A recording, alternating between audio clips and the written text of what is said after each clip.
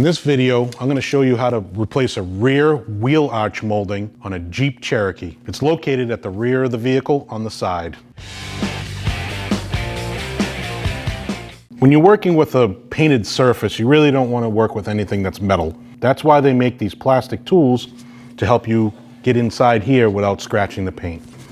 Stick that in there and pry outwards.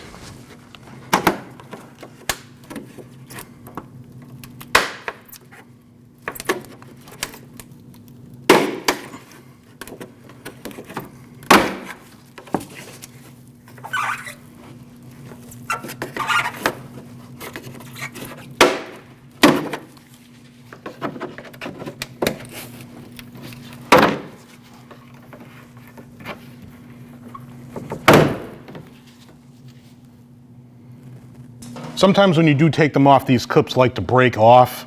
You can just grab a tool, pull them straight out. They do come on the new piece.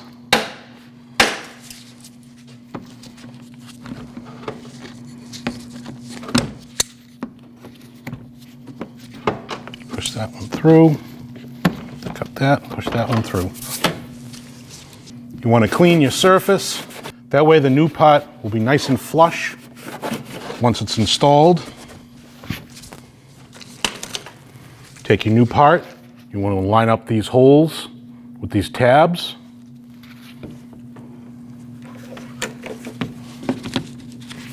Just give it a push.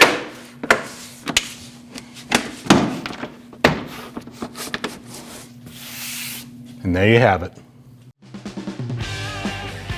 When only the best will do, demand TRQ.